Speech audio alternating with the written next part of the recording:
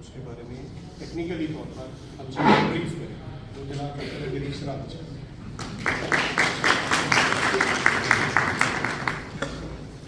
میری طرف سے سب کو السلام علیکم. میرے لیے انتہائی قابل احترام ہے آپ، کیوں آپ سب پروفیسر ہیں، آپ سب استاد ہیں، اور میں آپ کے سامنے جو کھڑا ہوں میں شاگرد ہوں. میں 80 لاکھ سے زیادہ لوگوں کو ٹریننگ دے چکا ہوں، لیکن اسٹل شاگرد ہوں.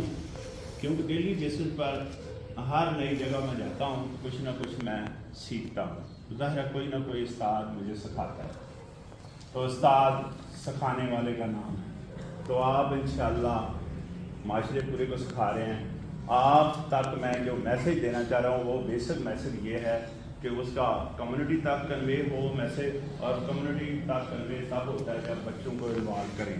تو ظاہر ہے آپ بچوں کو لیڈ کرتے ہیں، بچوں کو یہ میسیج ضرور آپ کے تھرو میرے خیال میں چلا جائے، اور جانا بھی چاہیے کہ ہمارے ہاں تعلیم بڑی ہائی فائی ہے.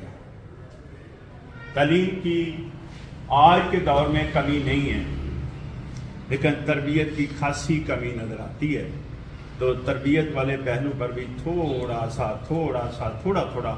زور دیں، کیونکہ جب انسان بولتا ہے، جب بھی انسان کوئی بولتا ہے اپنے منہ سے،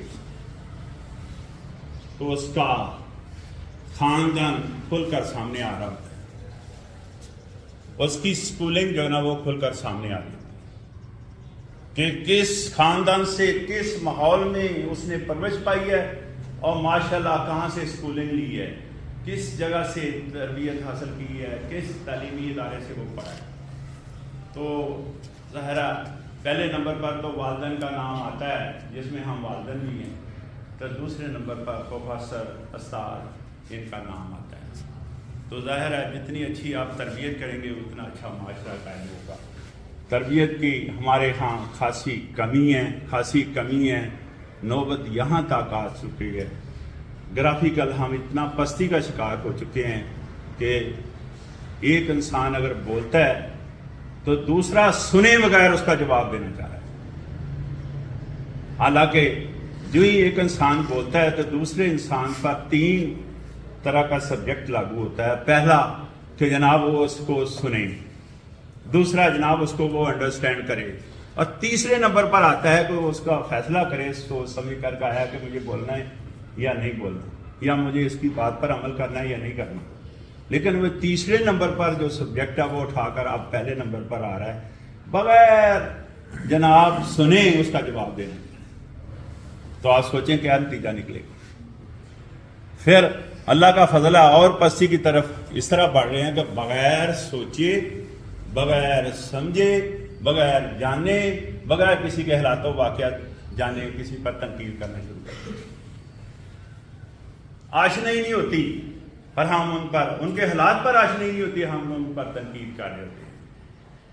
اور میں نے 60 سال تو میری بھی عمر ہو گئی ہے، میں نے تنقید سے ذرا فائدہ ہوتے نہیں دیکھا. تنقید سے بدمزگی، بادریشن، انتشار اور شر پھیلتے دیکھا ہے. بعض دفعہ شر اس لیول پر ہمارے اندر چلا جاتا ہے کہ ہم کفر کی طرف چلے جاتے ہیں. تو میں یہ کہنا چاہ رہا ہوں کہ یہ میسج بچوں کے لیے ہے، آپ کنوے کریں گے انشاءاللہ. آپ کا میں بھرپور فائدہ اٹھا رہا ہوں کہ جناب تنقید کرنے سے منع کریں. اگر تنقید کرنے سے منع کریں بچوں کو تو بچے پھر کیا کریں؟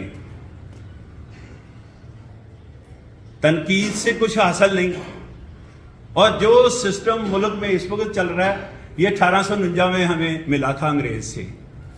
سسٹم بھی ہم نہیں بدل سکتے، تنقید ہمیں نہیں کرنی چاہیے. تو ہمیں پھر کیا کرنا چاہیے؟ یار ہمیں ایک دوسرے کی عزت کرنا تو آنی چاہیے کہ نہیں؟ یہ تو آسان کام ہے کہ نہیں؟ سسٹم ہم نہیں بدل سکتے، لیکن یہ آسان کام ہے کہ نہیں؟ ایک دوسرے کی عزت کریں، ایک دوسرے کا احترام کریں، اور ایک دوسرے کو داد دیں. دیکھیں کوئی اچھا کام کرتا ہے، کوئی اچھی بات کرتا ہے تو اس کو داد بنتی ہے اس کی کہ نہیں؟ آپ بتائیں، آپ مجھ سے زیادہ پڑھے لکھے اور ماشاءاللہ پروفیسر ہیں، ظاہر آپ کا تو پیشہ ہی یہ ہے. میں کہنا چاہ رہا ہوں کہ دیکھیں داد اس کی بنتی ہے کہ نہیں بنتی؟ واخدا نہ ہمارا جسم قبول کرتا ہے داد دینے کے لیے، نہ ہمارا ذہن قبول کرتا ہے داد دینے کے لیے. کسی کو داد دینے کے لیے نہ جسم قبول کرتا ہے نہ ذہن. اگر سوچیں ذرا داد پر کتنے کروڑ روپیہ لگتا ہے, داد کے لیے کتنی زیادہ تعلیم چاہیے, داد دینے کے لیے کتنا بڑا عہدہ چاہیے. داد تو یہی ہے نا کہ کسی کے حق میں دو چار چند الفاظ کسی کے حق میں بول دیں, اور اگر دو چار الفاظ بھی نہیں بولنا چاہتے تو داد تو آدمی چالی بچا کر نہیں دے سکتا ہے کہ نہیں دے سکتا. ایسا ہی ہے کہ نہیں ایسا؟ کوئی مشکل کام ہے یہ؟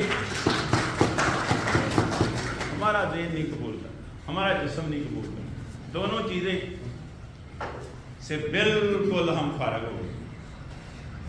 تو میں یہ کہنا چاہ رہا ہوں